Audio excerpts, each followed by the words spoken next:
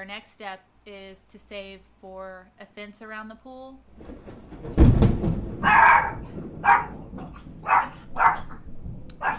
There's a storm coming, y'all.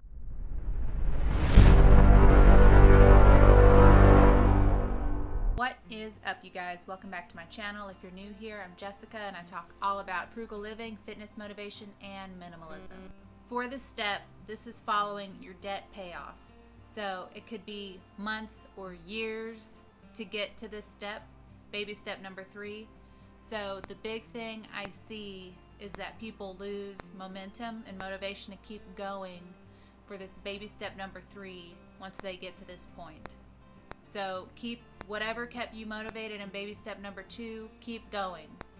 You can loosen the reins a little bit, so give yourself a little bit more grocery money or fun money. Whatever got you through baby step number 2, just loosen it just a little bit. Baby step number 3 is to save a 3 to 6 month emergency fund.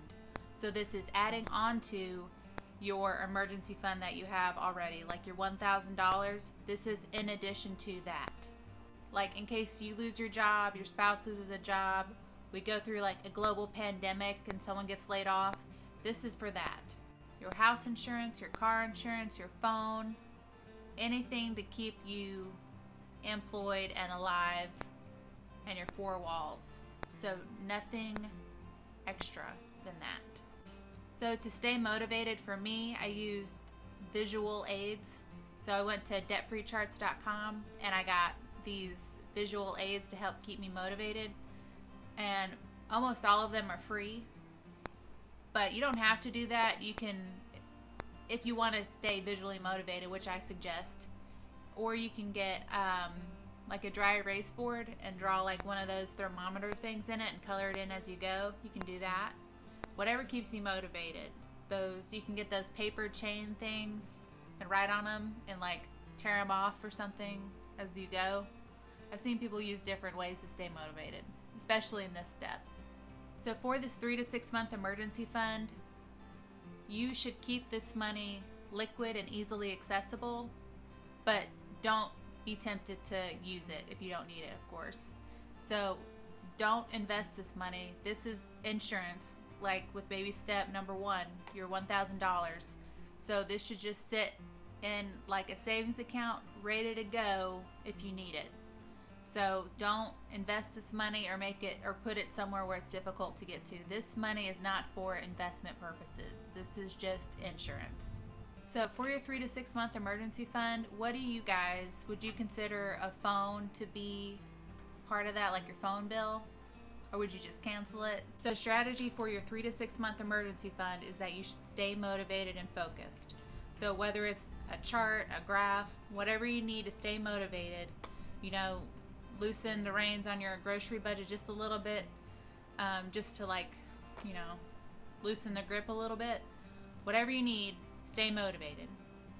All right, and then make a list of everything that you need to survive for 3 to 6 months. If you or your spouse lost a job, if you go through a global pandemic and someone got laid off, you know, make a list of everything you need during that time period, and then add up how much it would cost for 3 to 6 months of those items. So you need to know, okay, do you want this to carry you for 3 months or do you think you need 6 months? I would suggest just to aim for 6 months. You know, everyone's different, but if you can stomach a 6 month emergency fund, you should do it for sure. And then set up your motivational chart for that amount. Whatever that amount is, that's your new goal, and that's what you should be striving for. To give y'all some background into my situation, I'm active duty Air Force, and in 2018 my dad got really sick, so I was able to get an assignment close to home. So I was here at home for a few months before he passed away.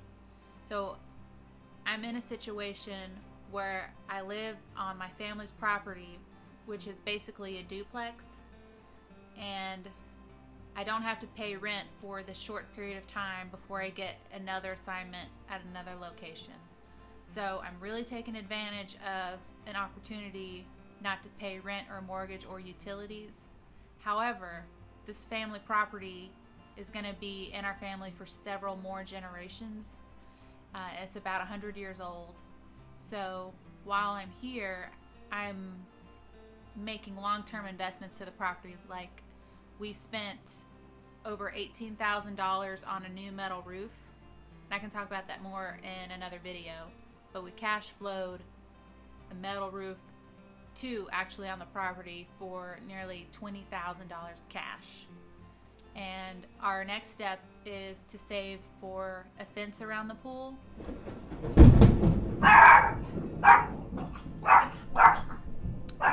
There's a storm coming, y'all. If y'all didn't see the lightning and hear the thunder and Titan. So y'all, my next goal is to save for a new fence around our pool.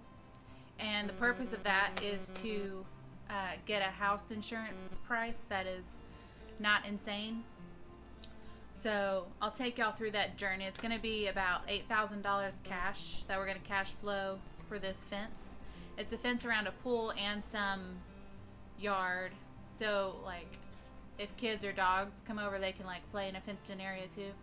So I'm going to take y'all through that step with me. So guys, I hope you found this video helpful. Let me know in the comments below what you think everyone would need for 3 to 6 months of emergency fund and what we could cut out. The phone seems to be a hot topic on this. And then next we'll talk about Dave Ramsey's baby step number 4, which is investing and saving for retirement, 15%. All right, so I'll see you guys next time. Bye. I know it.